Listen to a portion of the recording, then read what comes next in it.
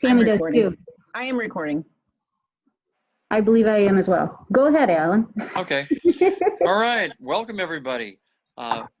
In compliance with Public Act 100-0640, we've determined that an in-person meeting is not practical because of the COVID-19 pandemic and building restrictions. So anyway, the public had access to the meeting tonight through Gina, and so anyway, we'll go ahead and pursue the agenda as stated. So Tammy, would like to do the roll call, please? I would.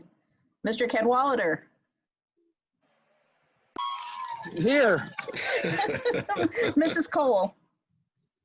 Here. Mr. Gross. Here. Mrs. Hanks.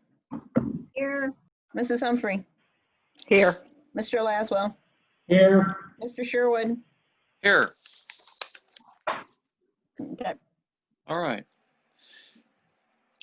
Any public participation that you're aware of, Gina? As of 5:30, I had not received any public participation emails, and I don't see anybody in our waiting room. So none that I'm aware of. Okay.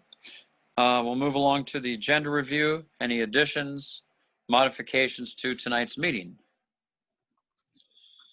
All right. We'll move along to the consent agenda, which includes the approval of the minutes of the August 31st budget hearing and regular meeting, and the approval of bills. And we need a motion. I'll make a motion. Okay, second. I'll second. It's Marilyn. Okay. And any discussion?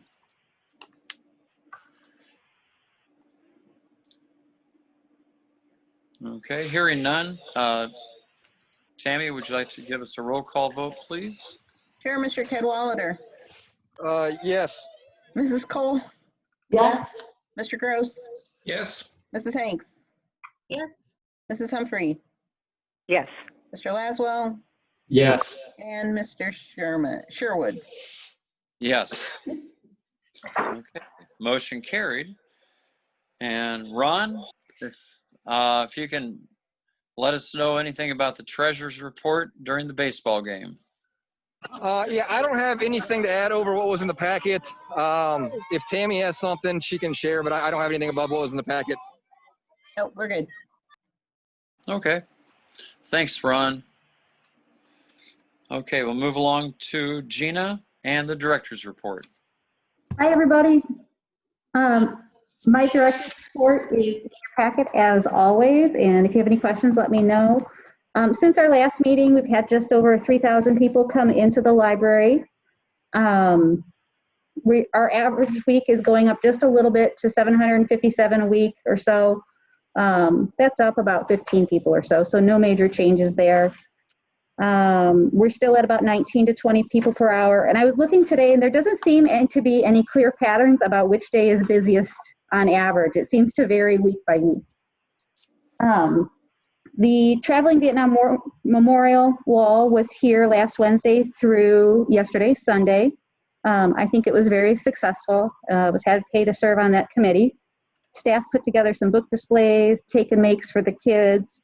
There is a small display in the case here in the library, and I've added the items that were left at the wall. So those will be on display for a little while. The flowers and stuff are inside now. Those will go once they're done, but the other items are in the case. And election packets for the spring election are available. There are going to be 2 seats up. The seats currently held by Alan and Ellen. So Tammy has those packets available for pickup in the business office during business office hours. Did you guys have any questions from my packet or my report in your packet? Yeah, I do. Okay. And it's from the minutes last month. Oh, okay. I just read the part about going fine free and that 3,751 cards will be removed from overdue fines, and that 815 patrons that are blocked will have fines removed. Mhm. Do they know that? That's a good question. We have tried to spread the word far and wide that we've gone fine-free and that we've waived past fines.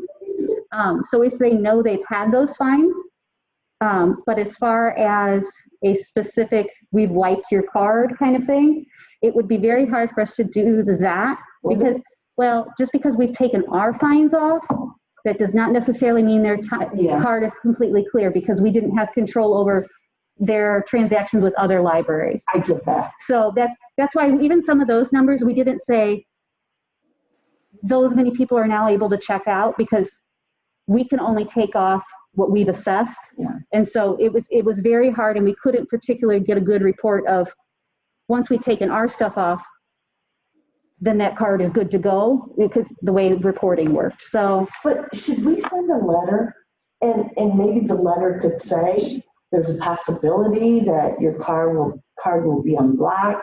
Mhm. And if you're interested, come in. mhm. Let's look at it. Well, I mean, 815 people is a lot. today our newsletter went out, I think it hit boxes today. We had I some. got it yesterday. Did you get it yesterday? Yeah, over the weekend. Yeah, we had Weekend, me too. postage problems, but not postage, but delivery. And that was the first thing on the front page there, as far as these things have been cleared and stuff like that. And that goes to pretty much more households than even would receive that specific letter. Okay. So they are receiving things in their mailbox telling them of our actions. Okay. And honestly, I could tell today when I was working the welcome desk that it must have hit the mailboxes yesterday and today, because even in the 2 hours that I sat at the welcome desk today, I think I had 3 or 4 people come in specifically looking for library cards, and that's kind of a high ratio. So I'm hoping that's a response to that. I just want that to be one of the benefits of going fine-free. Yeah. As more. Mhm. We've shared it directly with the schools as well, as hoping to hit those families, and hoping that they'll help us spread the word as well. So, Okay. yeah, I don't necessarily know that it would be possible at this point to target specifically those that had their fines wiped.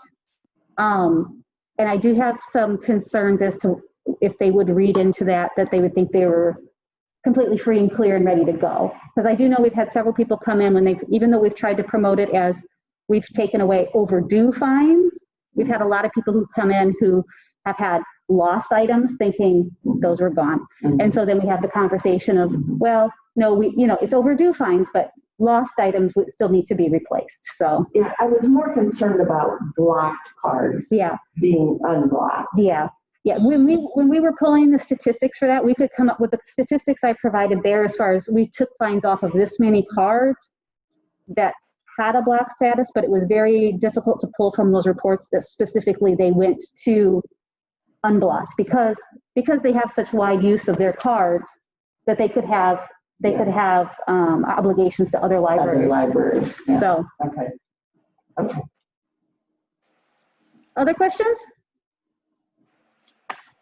Gina, this might have been just a carryover question from last month, but like when you eliminated the hour in between and had it all wide open, do people show up at earlier and wonder why the hours are as such, or are people grown accustomed already to what we're doing currently?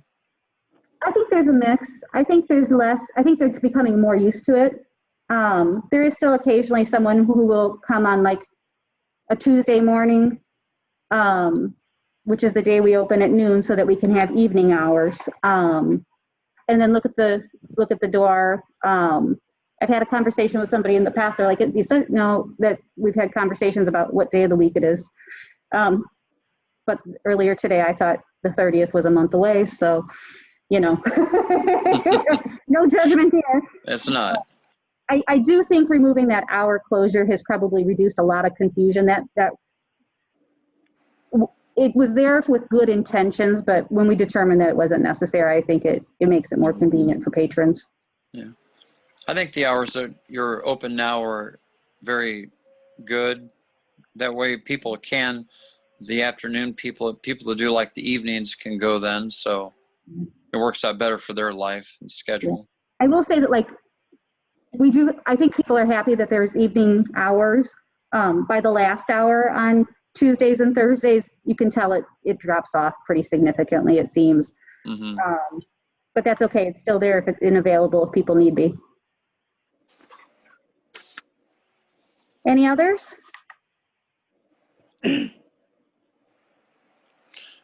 Okay, well, we'll move along to, thank you. We'll move along to library statistics. Also in your packet are our statistics. We,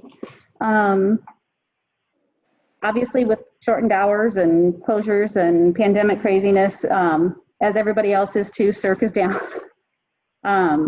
It did go up a little bit in comparison to last year though, so we gained a couple points there, but nothing major. Is there any questions about the statistics?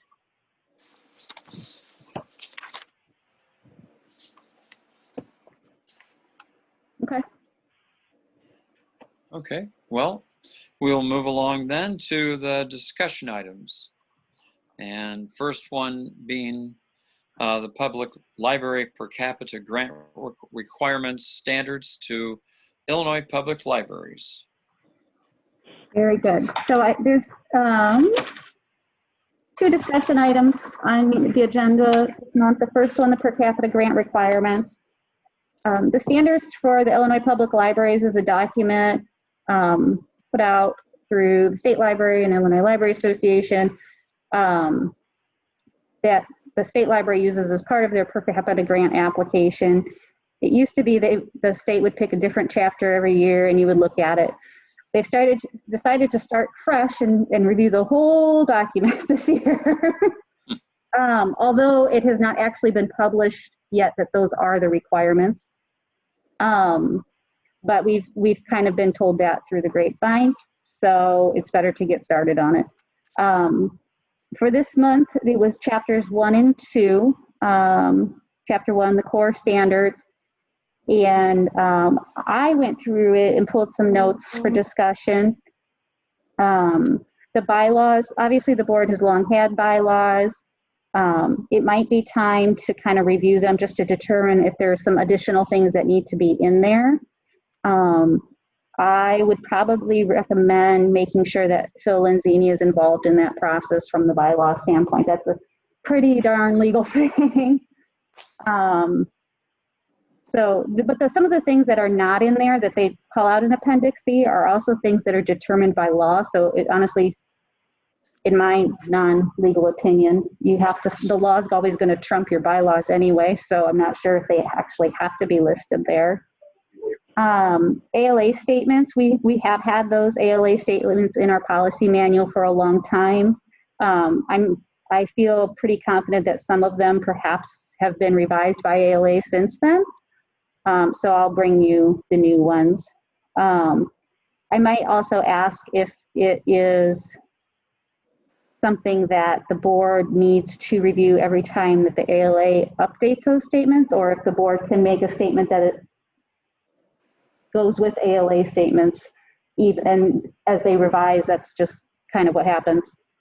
And we're always working on our policies. It's an ongoing process. So did the board have any questions about chapter 1? Yeah, I do. Okay.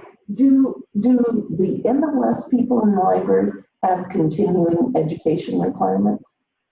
MLS does not have, from like the libraries statements. I was reading Core 8, and it was like other comparable degree participates in continuing education opportunities each year. And I just wondered if there were requirements. I know CPAs have. Right, so there is nothing with MLSs like there is with teacher certificates, like CEU requirements by state, because we're not necessarily licensed by the state. If that, I don't know if that's part of it. We do offer CE opportunities here and there, either through sometimes conference attendance. There's all kinds of online webinars. We have online webinared our ears off this year. particularly. The kind of things you offer here Mhm. with regard to OSHA standards Mhm. or health things, Mhm. do those count? Well, I mean, I think from the standards point of view, yes, I think those count. If you're asking specifically, like, I'm assuming like in accountancy, to remain certified, you have certification type things like that. At a public library level, that does not particularly All right. exist where you're reporting your CEUs. I'm comparing it to other, like, teachers I know have to report so many hours, or medical professionals have to report so many hours. I'm not aware where. That's because they're licensed. Right, there's licensure issues there, and libraries, at least in Illinois, are not licensed. I can't speak to other Okay. states because I've never worked in one, and I do believe different states handle things and certifications differently, but not here in Illinois. And that's not a judgment, Yeah. it's just a question Yeah. about how does that work? Yeah. Although I know we offer X Yeah. number of seminars a year where we update people. Yeah, but they, you know, as far as anything that Rails offers and things like that, yeah, that's fine. So, but you're not, as far as like if you're going to compare it to things that are licensed or anything, no. Other questions? Gina, you had a comment about chapter 2, also like on the mission statement for the library, Mm-hmm.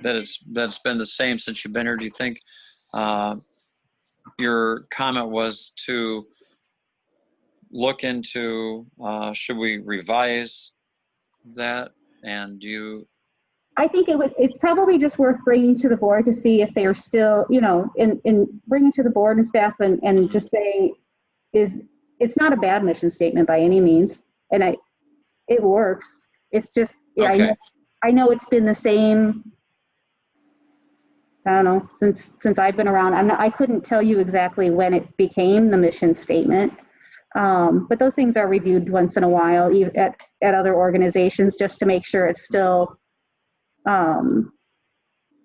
stated in a way that the organization wishes it to be and Right. relevant. So maybe Tammy or Mark or Colleen remembers when that mission statement became the mission statement. No. So a while.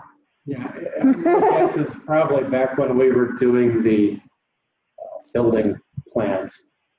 Because Like we the had- very first ones. Yeah, Yeah. So it is, in that case, then, it is time for us to look at it. Yeah, it's gonna be, Yeah. it's worth reviewing it. Mhm. Okay. but that's just a guess on my part. Yeah. Yeah. Older than that, Mark. I don't think it's not a bad mission statement. I don't want anybody to think that. I think you just want to make sure that it's inclusive of everything that the library determines is what its purpose is. So, and has that changed in any way since it was originally written? So, I think people do look at mission statements, and I think we should most likely just take a look and see if it can carry on to what it was from before you came, and if we think it needs to be tweaked or changed, probably wouldn't be a bad idea to just I do don't think our mission has changed, but there does seem to be varying verbiage that rolls into those type of things that changes over the years. So. Okay. Takes that out of the chapter 2, governance and administration. Alan, I had a question about the mission statement. And again, it's the policies and procedures. I have always kind of carried on with what I thought was, or was even explained to me is when I notice that policy perhaps need to be reviewed, review it, bring it, and things like that. Other libraries go through and have a more formal review policy like rotation, where 2 or 3 policies are brought to the board every month. Even if they don't make any changes, they re-adopt it or just show that they reviewed it, and it kind of works its way through a several-year cycle. I don't know if that's something that the board is interested in or if they're okay with the way things work. I do know that I will be bringing the material selection policy, maybe with some revisions, because I think it's been a long time since it's been reviewed. Probably longer than it should have been. I honestly wasn't aware that it was supposed to be reviewed every other year. So I learned something new. So that'll probably be next on my list. Does the board have any thoughts or feedback on how they would like to approach that in the future? I thought we reviewed a lot of policies. I mean, Yeah. it just seems like every month we're looking at policies, and I was surprised to see that maybe we need to look at a more formal review. Yeah, I But think, I'm okay with that. yeah, there are some policies that we don't, I don't want to say we don't use on a daily basis, but don't have as much daily relevance, maybe is the right word, to operations. Like, we know we have an ethics policy, and obviously we act ethically every day, but you know, to look at it and go, okay, is this most up to date and things like that? It's not something we review and have to look at a ton, or you know, some of those things that are a little higher level than circulation policies or conduct policies that have practical day-to-day applications into operations, if that makes sense. Well, Hopefully I haven't undercut ethics there.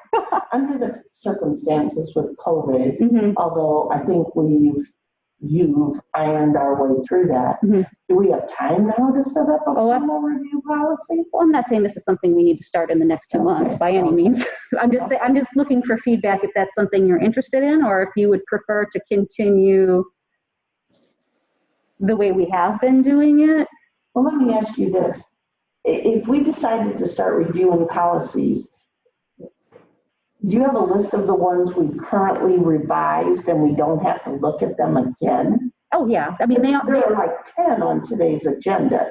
Well, and so I wouldn't want to have to go through the ones we did last month and this month. Yeah, and they're all date for the most part. Anything that's been done since I've been director always has a date at the bottom of the last time it's been reviewed. Chances are, if it doesn't have a date at the bottom of the last time it's been reviewed, it's probably been a long time since even before I was director that it was reviewed. Did Amy try to go through all the policies before she left? She did, but I don't know. How long have you been director? 5 years this month. Woo-woo. So it doesn't feel like it sometimes. So I'm good with reviewing all the policies unless they have a recent date on. Yeah, no, I would start with the older ones. I don't. Put together a listing of how many policies are left and divide them up between a certain number of meetings. Yeah, or pick 2 or 3 a month and just work our way through. Okay. Yeah. That's a good idea, Colleen. When things are already really hectic and time consuming, like COVID and hours and Okay, that's fine. How does everybody feel about that? Good idea. Yeah, I'm in agreement on that. I think it's a great idea, Colleen. Yeah. Okay. I'm in his car now. Yeah, good idea. Ron's the not game's far. over, so I went to the car so I could warm up. I enjoyed watching the sky from your camera. Okay, then how about this? Depending on the length of the agenda and like timely actionable items, then pick 2 or 3. If we have an agenda that has 6 action items that are really timely, then okay, we'll not do any just random policy reviews that month. But those months that are lighter or just about normal, tuck a couple in there. Yeah. Okay. All righty. Any other questions on the standards?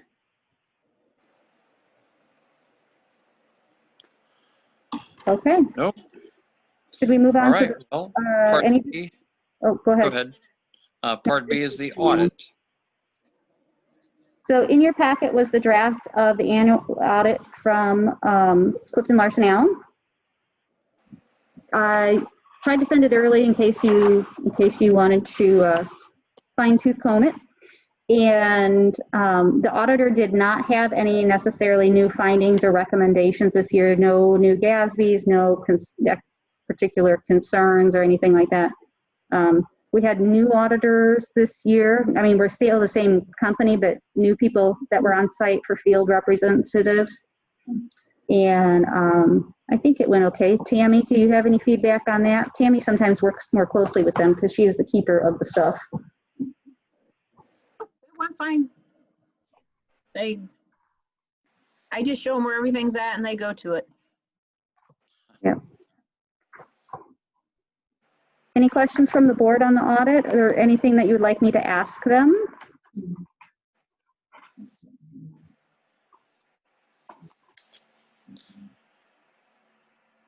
All right. Nobody has any questions, so Tommy's Yes, we'll- usually the one that we rely on to look at it. No, they said it was a good audit in all material respects, and that's good enough for me. There you go. All right, I will let them know tomorrow that the board has reviewed it and they don't necessarily have any questions. What they will do is then get me the final draft, and then next month you will vote to officially accept it. That's the end of the discussion items. Okay, well, then we get to move right along to action items, and we have a few action items. Action item 2020-190901, approval of the levy ordinance number 20-309. And I'll make a motion. I'll move. Mark, Yep. Second? This is Ron. I'll second it. All right. And discussion? This is so we can get our taxes paid out to us, so. All right. We need this one. Yes, please. Okay. Any discussion? If not, we'll call for a motion, or we'll call for roll call vote. Tammy? yes, we will. Mr. Cadwalader, Yes. Mrs. Cole, Yes. Mr. Gross, Yes. Mrs. Hanks, Yes. Mrs. Humphrey, Yes. Mr. Laswell, Yes. Mr. Sherwood. Yes. Okay, motion carries. And next action item is 2020-0902, approval of the proposed 2021 board meeting dates. And we need a motion. I'll make the motion. This is Ron. I'll second. All right, Gina, or any discussion? This is just a Dates list are- of next year's board meeting dates, last Monday of the month per usual, unless there's any wish for change on any of those dates. Okay. If nobody has any questions, Tammy, need a roll call vote? Mr. Cadwalader, Yes, I approve. Mrs. Cole, Mrs. Cole, Yes. Mr. Gross, Yes. Mrs. Hanks, Yes. Mrs. Humphrey, Yes. Mr. Laswell, Yes. Mr. Sherwood. Yes. And motion carries. Next action item is 2020-0903, approval of the proposed 2021 holidays and closures. And need a motion? And second? Who was that? It was Mark. Oh, sorry. I'll second it. This is Ellen. Any discussion for the dates? And Gina, do you have any comments? Budget planning for 2021, which has got to be better than 2020. And we'll see. Crossed. These would be holidays based on the lists in our policies, and the potential for CE mornings. That's it. Okay. Anybody have any questions? If not, Tammy, need a roll call vote, please. Mr. Cadwalader, Yes. Mrs. Cole, Yes. Mr. Gross, Yes. Mrs. Hanks, Yes. Mrs. Humphrey, Yes. Mr. Laswell, Yes. Mr. Sherwood. Yes. And motion carries. Next is action item 2020-0904, the approval of repeal of library policies, which includes the equipment use policy, the launchpad lending policy, the McKee lending policy, story time and a box lending policy, streaming media player lending policy, Wi-Fi hotspot lending policy. Need a motion. I'll make the motion. Okay, Gary. And second? So I will second it. Okay. And Gina? So this is a continuation from last month as far as review and consolidation and streamline of circulation related policies. It is not that any of these policies are stopping the circulation of any of those items, but in looking at all of those policies that have been stacked on one another based on the circulation policies that we replaced last month, and hopefully the Library of Things policy you'll approve in the next step. All of these policies are not necessarily needed anymore because they are covered by the others. So, Do you anticipate any more groupings like this down the road? I believe this is all I have for right now. As far related to the circulation policies, I think we've gotten to the point where once tonight is over, those policies then are now consolidated and streamlined and fine-freed and all that good stuff. So hopefully it'll be a while before you have a stack of policies in your packet just to repeal them. Okay. But for transparency, I felt it was important to show you what you were repealing. I think we should. Okay. Does anybody have any questions? If not, Tammy, we need a roll call vote. Mr. Cadwalader, Yes. Mrs. Cole, Yes. Mr. Gross, Yes. Mrs. Hanks, Yes. Mrs. Humphrey, Yes. Mr. Laswell, Yes. Mr. Sherwood. Yes. And that motion carried. Next action item is 2020-0905, approval of Library of Things policy. And need a motion. I'll make a motion. So moved. And second? Second. Okay. So I just realized that the wording on my director's report is not about the Library of Things policy, but about the fee schedule from last month. So let me explain a little. The items that were just had policies removed in the previous act are all part of what we consider our Library of Things collection. These are items beyond your traditional media, books, movies, DVDs, those kind of things. These are more equipment type things, games, those kind of things. And so this policy is taking those repealed policies and consolidating them into one more brief, usable policy. Many of the things that were pulled out of those repealed policies are also covered in the circulation policy as far as the fee schedule that was approved last month and things like that. So my apologies for the, I read it many times. Tammy read it for me too. I read it too. Yeah. So, but that's what the Library Things policy is it helps have those additional guidelines and expectations when circulating our equipment type things. Does anybody have any questions for me on it? Okay. Okay, well, Tammy? Roll Mr. call vote, Cadwalader, please. Yes. Mrs. Cole, Yes. Mr. Gross, Yes. Mrs. Hanks, Yes. Mrs. Humphrey, Yes. Mr. Laswell, Yes. Mr. Sherwood. Yes. And the motion carried. The next action item is 2020-0906, approval of revision to gaming policy. Now we need a motion. I'll move. And second? I'll second it. Okay.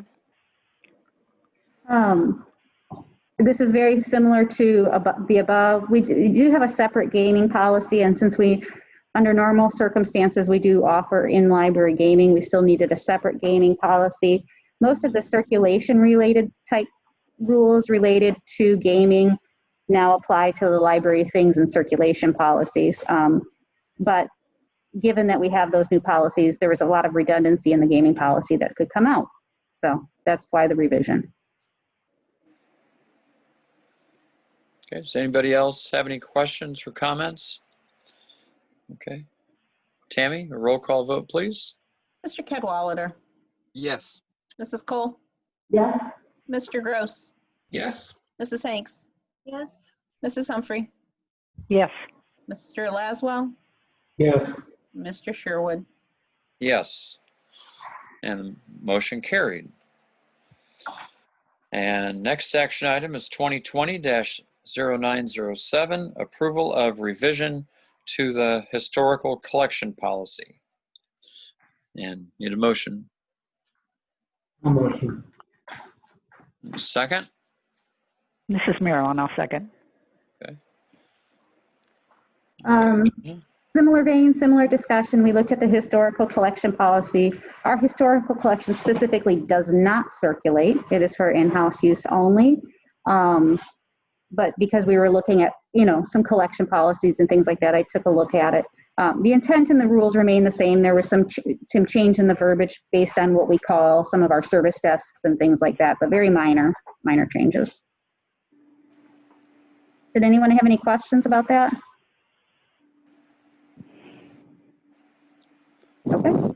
Okay. Tammy, need a roll call vote? Mr. Cadwalader, Yes. Mrs. Cole, Yes. Mr. Gross, Yes. Mrs. Hanks, Yes. Mrs. Humphrey, Yes. Mr. Laswell, Yes. Mr. Sherwood. Yes. And motion carried. And the last action item is 2020-0908, approval of election day closure. And we need a motion. I'll make the motion. Okay, I'll second. Second? Mark did. Oh, I'm sorry. Sorry, Mark. Gina? So a while back in June, I reported that Public Act 1010642 declared Election Day just November 3rd, 2020, not all election days, just for that specific one, is a state holiday and required government offices to close. I also noted that there was some question as to what was considered a government office. The Illinois Municipal League had filed a suit for clarification. It does not hit the judge until October sometime. There was no consensus in the library community as to what everyone had different thoughts and some were staying open, some were closing. It was, so I contacted Phil finally because I did not want to wait till the October meeting to determine what, in order to plan a closure, it would be better to do it without a week's notice. So, but Phil put it pretty clearly that it does apply to the library and that we would be considered a government office under the election code, which is what this act modified. So I did specifically ask him because the shared space, which is technically owned by the city, is a polling place. And he said because it's not the library or the government office for us, that it did not matter in our case. So I guess I recommend that you approve a closure for November 3rd because it seems as if Public Act 1010642 requires it. So I think we probably should. Information I have. What's that, Alan? I think it's probably a good idea to do that. Okay. Need a roll call vote, Tammy? Cadwalader, Yes. Mrs. Cole, Yes. Mr. Gross, Yes. Mrs. Hanks, Yes. Mrs. Humphrey, Yes. Mr. Laswell, Yes. Mr. Sherwood. Yes. And motion carried. And that's all the action items for tonight. Good job. Does anybody have any closing comments? I do have one. It kind of piggybacks to the fine free, and I'm really excited to be part of the group that that went ahead and passed the fine-free policy. I think what I'm excited more to see how our public follows through with it, and I'm really excited to see. And I wonder, are many other libraries going fine-free that you are aware of? Not that we have to follow the leader, but I think that's a big plus if our patrons follow through with what we've offered. So We are on the same wave as a lot of libraries here in Central Illinois. Peoria announced, I think, about a week after we did, and it was covered almost simultaneously. We were included in a lot of Peoria's announcement to the press as well. They included us as well. So that definitely seems to be the direction that public libraries are heading, and for the benefit of their patrons. So. Mm-hmm. Well, I hope we have some good results. So does anybody else have any closing comments? No.